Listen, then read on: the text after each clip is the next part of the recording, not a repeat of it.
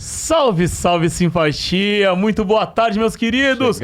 Chegamos mais um Preto X, esse podcast que já está fazendo parte da vida de todos. E hoje, mais que especial, né? Temos dois convidados aqui de extrema potência. Hoje, ó, por gentileza, pega o caderninho que é dia de aula, certo, David? Hoje muito boa tarde, meu querido. Lição. X, meu irmão. X, aí, ó. Isso aqui é poder, X, tamo junto. Hoje é um dia de... Fala perto do microfone, meu muita querido. troca, muito aprendizado. É só ouvir. Só ouvir. Vamos apresentar então? Apresentar esses craques aqui? Olha só. Aqui de camiseta vermelha, do meu lado esquerdo, professor Marco, tudo bem? Graças a Deus, boa tarde, tudo bem? Aí sim, ó. E aqui do meu lado direito, grande mestre Dimas, diretamente da Academia de Letras de Minas Gerais. Muito obrigado pela presença, viu? Eu é que agradeço por essa oportunidade de estar aqui com vocês, né? E mostrar a nossa capacidade, né? A nossa luta, o nosso esforço, muitas vezes contra todas as circunstâncias, nas circunstâncias mais difíceis. Agradecemos. Nossa, que maravilha. João, já sacaram que hoje o programa tá daquele jeito. Vamos aproveitar e já vamos começar a falar coisas necessárias, porque quando tem dois mestres assim, desse gabarito, temos que aproveitar, né, bicho? Você não acha? Exato. É muita coisa. Acho que, como dizem, é dia de aprender e todo dia é dia de você aprender mais ainda. Então vamos fazer o seguinte. O nosso povo precisa despertar de alguma maneira. E o conhecimento, somado com a educação, é a ferramenta mais direta para que isso aconteça. Vamos começar aqui com o professor Marco. Eu quero saber uma coisa. Antes de debatermos as frases que o David separou aqui, ele separou algumas frases, alguns discursos do Mano Brown, eu quero fazer uma pergunta para você e uma para o senhor. Por que a dificuldade ainda é gigantesca na compreensão desse tema? Vamos lá, Marco. Eu acho que a compreensão até ela existe, né? O problema mesmo é o poder público, né? Quem tem o poder não quer que jovens negros da periferia se destaquem, estudem, reivindiquem direitos e façam ações que deveriam fazer como cidadãos. Esse é o grande problema, né? Acredito eu que... Agora vou até pegar uma frase do Mano Brown, que ele diz o seguinte, né? Se nós somos a maioria, né? Se o povo brasileiro, a maioria são negros e pardos, eu acredito que até chegue até uns 70%, 80%, por que eles não estão no poder? Por que você tem aí uma casta simplesmente elitista, branca, caucasiana, que são os deputados, os senadores, prefeitos, governadores, e já chegaram também, infelizmente, como vocês viram no passado aí, né, bem recente, na presidência da República. É simples, não querem deixar a gente chegar no poder, não querem deixar o povo da periferia chegar no poder, porque você sabe que a gente chegar, a gente vai tomar o poder. E a partir dali a revolução já está instaurada, né? Então, acredito que seja por aí. Maravilha. Mestre Dimas, por favor. Eu também concordo com o que ele diz, né? E acredito que o que nós devemos buscar é a insistência na busca desses valores. Nós temos que mostrar que esses valores, existem os valores do povo negro e eles precisam ser mostrados, ser cultivados. Como professor de história, eu notei, por exemplo, que existe um excesso de simplificação quanto à história da África, que é uma história riquíssima, que nos oferece muitas facetas. E essas facetas precisam ser exploradas. De um modo geral, se esquece que uma das mais antigas e mais avançadas culturas que nós temos, a cultura egípcia, ela é essencialmente africana. Os faraós são africanos, porque as últimas dinastias egípcias, de origem macedônia, só vieram num período final da história do Antigo Egito. Então, o que eu acho assim, que precisa ser resgatada, precisa ser recuperada toda essa complexidade cultural que a África representa. E por que a gente insiste na história da África? Porque essa história representa uma bandeira, digamos, de orgulho, né? De tradição, que precisa ser mostrada e que muitas vezes não é vista. Então, esse excesso de simplificação, ele deve ser tirado e mostrado, no meu ver, a complexidade, a riqueza maravilhosa da história africana. Não apenas referente ao próprio Egito, que em si já é maravilhoso, mas também da África mediterrânea, né? Desde o Egito, passando pela Líbia, pela Tunísia, o Marrocos, todas as tradições que remontam mesmo ao período pré-arábico, né? Ao período pré-muçulmano. Os grandes antropólogos alemães, principalmente o Leo Frobenius, eles ficaram fascinados ao descobrir a riqueza cultural, a riqueza linguística da África Ocidental, por exemplo. Tanto é que o Frobenius escreveu o seu grande clássico, né? A história da cultura africana, no original em alemão, de Geschichte der afrikanischen Kultur. Ele escreveu baseado nessas descobertas maravilhosas, capas e sobrecapas de achados arqueológicos, antropológicos, linguísticos, culturais, que ele encontrou na África Ocidental. E isso sem fazermos referência ao restante, né? Posso fazer um adendo, professor? Por exemplo. Eu acho que não se trata de uma simplificação, acho que trata de um roubo histórico. Sim. Entendeu? Porque toda a cultura, a África foi... Apagaram a nossa história. Exatamente. É por isso... É verdade, é assim. É por isso que o preto X está existindo agora. Porque nós resistimos para existirmos. E a partir de agora, com o preto X aqui, todas as pessoas que estão assistindo vão ter a oportunidade de ouvir essas histórias para podermos, daqui para frente, escrevermos a nossa história. A nossa história. A nossa história, a história verdadeira que foi apagada. Que não foi contada. Que não foi contada, porque apagaram a nossa história para colocar uma história que eles queriam. E tudo isso, por gentileza.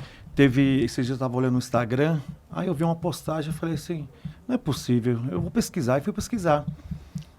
Quem inventou, né, a Coca-Cola? Não sei se você sabe dessa história. É uma mulher negra, né? E aí roubaram a fórmula dela e aí depois o americano, logicamente, comercializou. Então, esse é só um pequeno exemplo. Agora, imagine séculos e séculos de um roubo mesmo, de toda a cultura, de toda a tecnologia, eu acho tudo que você imaginar até que eles tinham. Tem uma frase que fala muito isso, né? Não somos descendentes de escravos, mas sim de reis e rainhas. Sim, exatamente. Eu acho que isso traz a nossa ali. grandeza. Acho que o que eles roubaram, não somente a nossa cultura, mas eles roubaram o nosso povo, a nossa terra. Sim. E acho que isso é o principal, porque a gente, por exemplo, nós não sabemos de fato a nossa origem. Sabe que é do continente africano, mas é diferente de um italiano, um francês, que fala um português. Exatamente. Entendeu? Então, assim, mas a educação que a gente está dizendo de hoje, que é esse conhecimento da nossa cultura, que está viva até hoje. Eu acho que nenhuma outra resistiu tanto como a africana. Exatamente. Porque nós resistimos não somente à nossa cultura, mas também aos nossos orixás. A nossa tradição. Eu estava...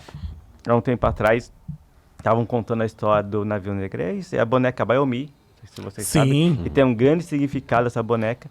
Recebi até uma lá na premiação lá, e fiquei extremamente emocionado. Ela tem um encontro precioso, né? Sim. Que é uma das traduções, e no Ubuntu tem uma outra tradução também escrita, que é o melhor de mim para ti. Certo. Eu acho que o encontro precioso, mas como que eu comecei a pensar, como que é encontro naquele navio, naquele sofrimento, naqueles... tinha tubarões que seguia os o navio, porque os cadáveres eram jogados. É o encontro da alma, do espírito. Esse é o encontro precioso. Certo. Né? Então, assim, é uma coisa que chega até a arrepiar, porque eu não tinha esperança, cara. Os caras estão vindo uma coisa assim, sabe? Sem saber, sua violência, sua voz, sua morte, sua volta. Que esperança que era aquela? Mas a nossa espiritualidade, espírito e ancestralidade é tão forte que ela vai existir há muito tempo.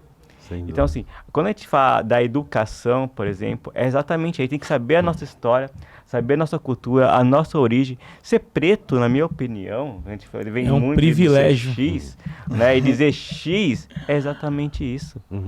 Eu não posso só chegar aqui e falar, eu sou preto, mas qual é a sua história? Tem uma para não me aprofundar muito, eu acho que foi o...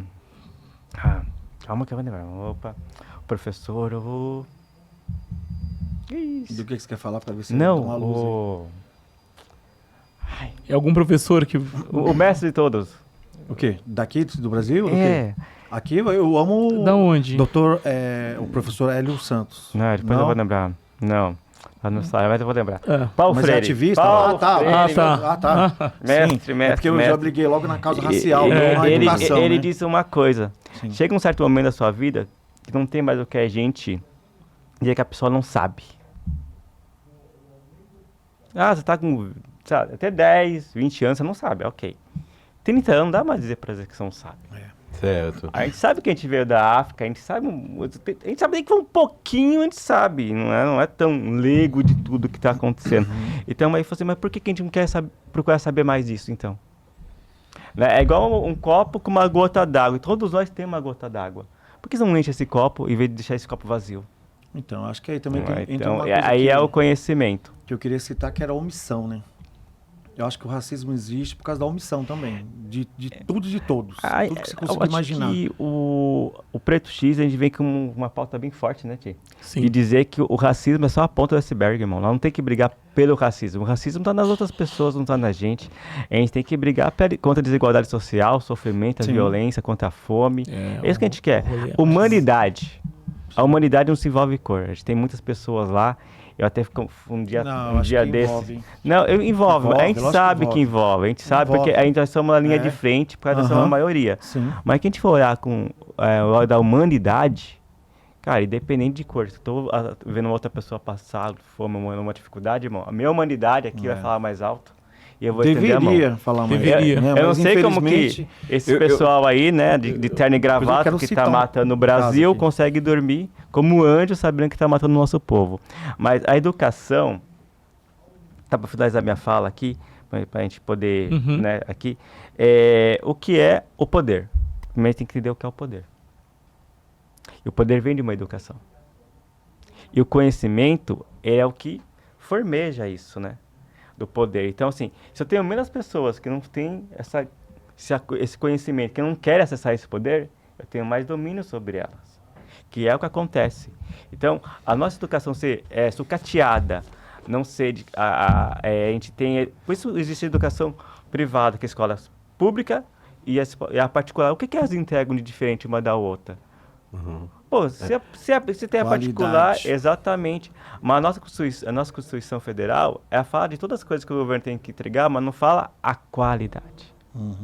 Né? Então, assim, voltando até para a educação aqui, eu participei do evento na PUC, onde tive a presença do professor Dimas, que fez, gente, uma fala tão potente, uma fala tão grandeza da nossa história, Carne de Jesus. Queria que você comentasse um pouquinho sobre ela também.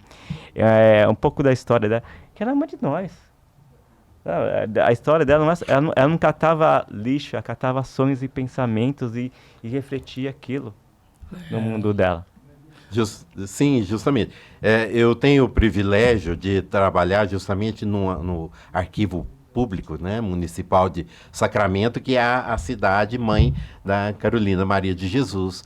E ali, ao lado dos manuscritos originais, a gente está sempre meditando sobre o caso Carolina, né? Pensando sobre ela, sobre como essa mulher, em meio a tantas adversidades, conseguiu se afirmar com uma personalidade muito poderosa, que ainda sobrevive, né? E não apenas sobrevive, mas se afirma.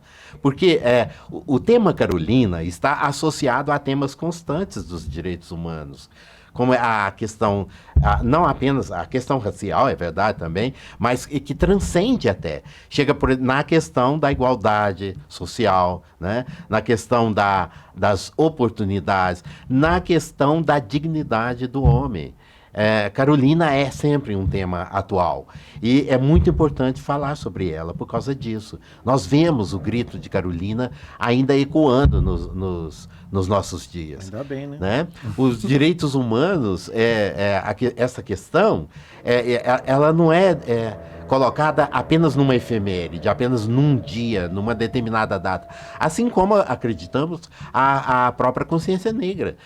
Se o Dia da Consciência Negra é marcante, né, nós acreditamos que essa consciência ela tem que ser desenvolvida todos os dias, no nosso cotidiano. Ela tem que ser colocada, discutida, debatida, né, valorizada. Os que se colocam em prol dessa questão devem ser valorizados, devem ser respeitados. Nós devemos estimular a discussão do tema. E a Carolina coloca isso. Então, para nós foi uma satisfação muito grande, né, poder falar sobre ela. Nós estamos sempre lá em Sacramento, que é a cidade onde ela nasceu, nós estamos sempre discutindo, debatendo, colocando artigos, fazendo encontros, montando projetos. O último projeto, um dos mais importantes, é o Centro Cultural Carolina Maria de Jesus, que acreditamos que no ano que vem será inaugurado, né? Lá, nós temos lá a professora Eliana Garcia, que é uma das pessoas que mais discute o tema Carolina. O professor Carlos Alberto Serck, que editou as obras dela. Aliás, eu tive a honra, né, de prefaciar o Diário de Bitita numa das últimas edições. O professor Carlos Alberto Serck é uma pessoa que se empenhou muito em recuperar a obra de Carolina, mostrar a grandeza de Carolina. Não se trata apenas de uma imagem sentimental, de uma imagem romântica. A gente vê a grandeza dessa mulher, né, que como mulher negra, favelada, conseguiu se afirmar, né, se mostrar, adquirir uma visibilidade assim incrível, maravilhosa, e serve hoje como ponto de referência na questão dos direitos humanos. Não se fala dos direitos humanos no Brasil sem falar em Carolina Maria de Jesus. Nossa, bem que você falou, ele fala de Carolina de uma maneira tão... Brilha os olhos, né? A gente fica aqui assim, ó, gente, ó, parado, só ouvindo. Quanto temos ainda, diretor? Faltam 5 minutos? Vamos fazer o seguinte, ó, temos muito assunto. Eu quero dar um presente pro senhor. Nesse exato momento do programa. Aqui não temos aquele protocolo, vamos encerrar, não. É agora. Pessoas grandes que chegam até aqui são premiados com o troféu Madiba. Eu quero que o senhor receba com todo carinho o troféu Madiba. Nossa! O senhor merece muito. Tem também aqui a camiseta do programa. Vamos mostrar a nossa camiseta. Vou mostrar aqui para a câmera principal, preto X, que o professor está recebendo agora também.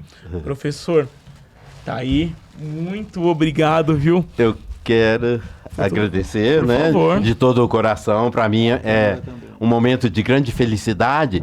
E eu aproveito para dizer para o nosso querido público que eu trabalho como voluntário no Instituto Madiba de Sacramento, que legal, que é uma obra social da mais alta categoria. O Instituto Madiba promove a ação social, busca estimular o jovem, principalmente no sentido do estudo.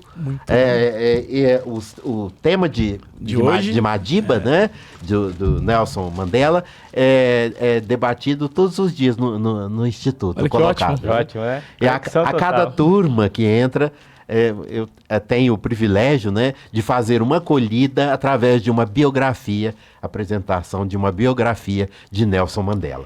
Então, Nelson Mandela é a referência do Instituto Madiba de Sacramento. Então, quero agradecer em nome do Instituto também. Isso se chama conexão, galera. Olha só, né, David? Mestre, eu gostaria que você comentasse aqui a passagem do livro, que ela comenta sobre os porcos e os ratos. Carolina, na sua luta pela sobrevivência, né, uma luta árdua, realizada todos os dias, ela não sabia se teria o almoço, e tendo o almoço não sabia se haveria um jantar. E conseguindo isto na segunda-feira, ela não sabia se seria possível na terça-feira. Nessa luta constante, certa vez ela pegou, nós falamos lá no interior, um porco à meia, para ela engordar, né? O dono deu o porco para ela e ao final, quando o porco estivesse gordo, ele seria morto, naturalmente, e repartido, né? Metade para ela e metade para o proprietário, o dono do porco. Então ela conta que foi uma festa no barraco no dia em que ela matou o porco. As crianças dela, os 3 filhos dela, ficaram alvoroçados, né? Carne. A palavra carne para eles representava muito, era um luxo. Feijão também, mas carne é mais ainda. Então a perspectiva de ter carne durante um bom tempo alegrou Carolina. Mas aí o que acontece?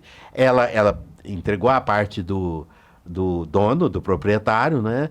Naquele, digamos, aquele contrato, entre aspas. Só que a notícia se espalhou logo pela favela, né? Formou-se uma multidão. Todo mundo queria carne, ela ficou assustada. A única passagem do quarto de despejo em que ela manifesta medo. Ela teve medo de que o barraco fosse invadido e derrubado, né? Porque a multidão se formou em volta da cerca, em volta do barraco. Então, ela durou mais algum tempo, né? Foi dramática dramática a passagem que ela fala da cachorra, né? Ela tinha uma cachorrinha que praticamente nunca tinha comido carne. Então, ela deu carne para a cachorra umas 2 vezes. Quando foi na terceira vez, de madrugada, que ela foi dar a carne novamente, a cachorra tinha morrido, provavelmente por ter comido carne. Ela nunca tinha comido carne, né? E Carolina falou, nunca mais eu vou matar porco, criar porco aqui na favela, né? Então isso é dramático. E os ratos, né? Quando ela fala sobre os corruptos, aqueles que impediam o progresso social. Havia, por exemplo, alguém que explorava a iluminação, fazia ligações clandestinas e explorava o povo da favela, cobrando uma taxa que não lhe cabia, que cabia à companhia, talvez, à Light, né? Mas não a ele. Igual Rio de Janeiro. Isso. Ele fazia isso. A Melissa já estava lá. Havia aqueles que, os tipos violentos, que procuravam se impor através da violência. Esses Milícia. Também podem ser considerados. Só está descrevendo o Rio de Janeiro, a milícia. Como ratos, né? Justamente. Mas né? aquela que ela estava na luta pela carne do osso com sim, o rato. Sim, também. Ela tinha que disputar, né? Aí com os ratos, muitas vezes, né? Ela tinha que disputar o restante, né? O que restava de comida no lixo, às vezes. Né? Eu acho que Aquele essa sobrava. passagem me tocou muito, porque há pouco tempo atrás a gente viu cenas de pessoas Atrás de osso. atrás de osso, Eu tava atrás aqui, ó, de tudo. segurando pra não falar. E a gente tem que entender quem são esses ratos. É isso que eu estava conversando com o mestre. E colocar o nome nesses ratos. Porque o rato é a fome, é a dor, é a violência, é o desespero, é a falta de políticas públicas nas nossas comunidades de hoje. Porque como que eles nos oprimem? Eles nos levam ao desespero. E não é somente o desespero, é a falta de perspectiva. Justamente. O que nos diminui hoje, dentro de uma opressão, é a falta de perspectiva. Então, mestre, os dois agora, mestre e professor, Thiago também, não mudou a favela. Favela e comunidade, as mães negras ainda são as que mais lutam para manter seus filhos mais vivos. sofre, é o isolamento máximo.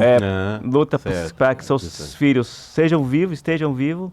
Luta para manter uma casa dentro da sociedade, às vezes cuidando dos filhos dos outros. Irmão, nós somos sobreviventes. Então, eu assim, sempre falo muito isso. Estamos aqui na sobrevivência, eu cara. até fiz uma brincadeira com o Paulo tá aqui. Daí ele falou, mas o que mudou? Eu falei assim, a única coisa que mudou é que agora nós temos Wi-Fi na favela. Mas assim... Pirata. Vai ter Wi-Fi. Gato, vai ter assim Wi-Fi. vai. Mas a dor e o medo, todo esse fantasma de rato continuam muito presente hoje. Sem dúvida alguma. Daí vem aqui a pergunta, o porquê que o preto não saiu da favela? Então eu queria que vocês me respondessem isso. Agora, não, e detalhe, né? E quando você sai, você ainda é questionado. Exatamente. Quando você sai da favela, Mas como você conseguiu você é questionado. É um negócio que é parece que é um muito absurdo. louco. É inconcebível. Não, isso eu Coisa- quero ouvir dos dois. Deixa eu ver, meu diretor, quanto tempo temos aí? Dá tempo? Ou jogamos pro próximo bloco? Vamos jogar pro próximo? Vamos mandar pro Vamos, próximo? tempinho, Então- vocês ficam aí, que a gente Então já vamos pro volta. próximo, então, galera. Ó, só uma aguinha rapidinho, voltamos já. Só uma aguinha. Pera aí.